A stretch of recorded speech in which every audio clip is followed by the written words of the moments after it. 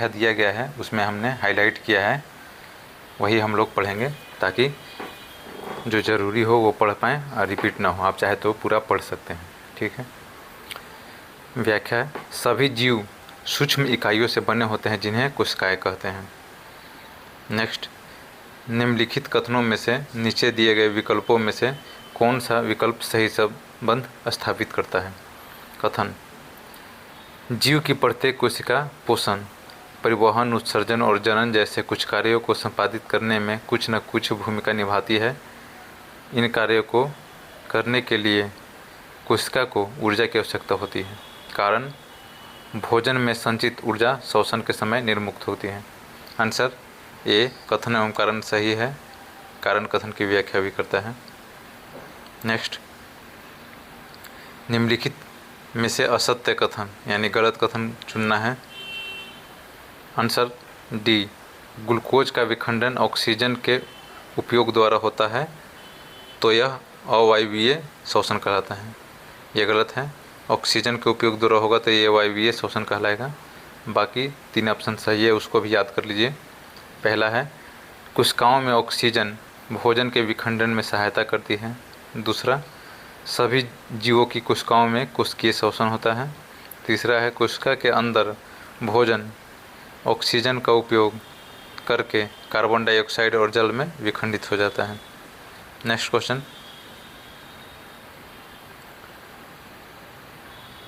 देखिए, थोड़ा व्याख्या भी देखिए इसमें।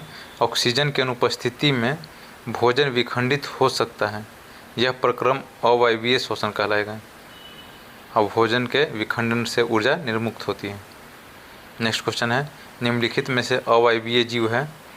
Answer B, yeast. नेक्स्ट, अवायवीय श्वसन के दौरान यीस्ट द्वारा निम्नलिखित में से कौन सी गैस उत्पन्न होती है।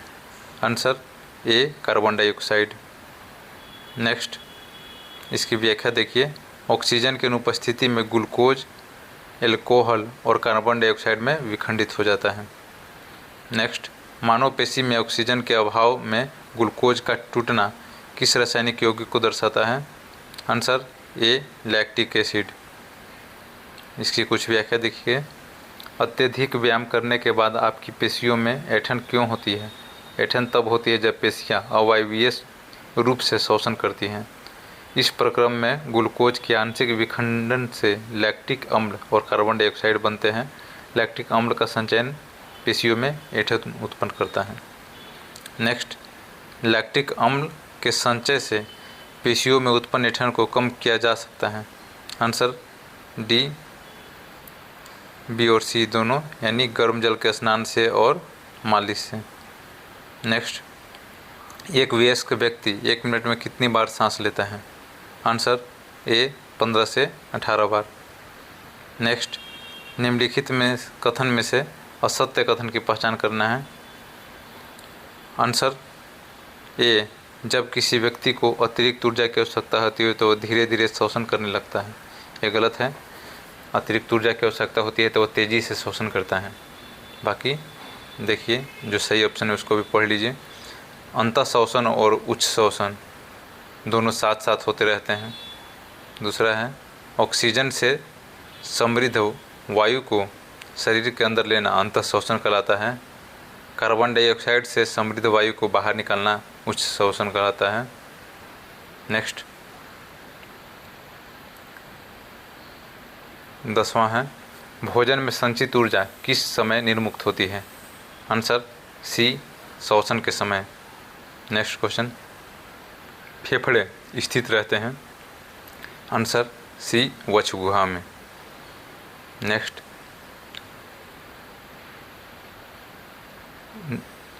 एक बड़ी पेशीय सीट जो छाती की गुहा का तल बनाती है और श्वसन में एक महत्वपूर्ण भूमिका निभाती है, वो क्या है। आंसर डी, डायफ्राम है। देखिए व्याख्या। वक्ष गुहा पार्श्व में पसलियों से घिरी रहती है। एक बड़ी पेशीय परत जो डायफ्राम मध्यपट कहलाती है वक्ष गुहा को आधार बनाकर आधार प्रदान करती है। श्वसन में डायफ्राम और पसलियों से बने पिंजर की गति सम्मिलित होती है।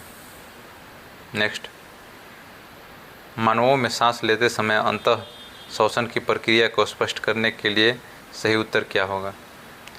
आंसर डी, वायु अंदर जाती है, पसलियाँ बाहर को आती है तथा डायफ्राम नीचे चला जाता है।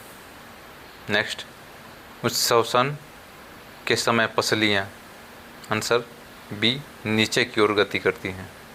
नेक्स्ट, निम्नलिखित में सही है आंसर बी, अंतःग्रहण एवं निष्कासित की गई वायु में ऑक्सीजन होती है, ये सही है। देखिए व्याख्या देखिए, फेफड़े अंतःश्वसित वायु में 21% ऑक्सीजन, ठीक है, और 0.04% कार्बन डाइऑक्साइड है। और जब बाहर निकालते समय उच्च श्वसित वायु में 16.4% ऑक्सीजन और 4.4% कार्बन डाइऑक्साइड होता है।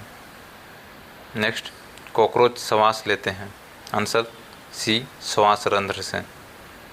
नेक्स्ट, श्वास प्रणाली नामक नलियों के जाल के श्वसन अंग निम्न में से किसमें होते हैं? आंसर ए, कीटों में। नेक्स्ट, केचुआ अपने श्वसन करता है, आंसर सी, त्वचा से। नेक्स्ट, निम्नलिखित कथनों पर विचार करना है। एक, पादपों में ऑक्सीजन एवं कार्बन डाइऑक्साइड का विनियमन रंध्र से होता है। दूसरा, मूल मृदा कणों के बीच के खाली स्थानों वायु अवकाशों में उपस्थित वायु से ऑक्सीजन ले लेते हैं। कौन सा कथन सही है? आंसर सी, दोनों कथन सही है। आज की वीडियो में इतना ही, ये अध्याय समाप्त हो गया है। वीडियो अच्छा लगा तो वीडियो को लाइक और चैनल को सब्सक्राइब कर दें, ऐसे ही अब कंटिन्यू वीडियो आएगा।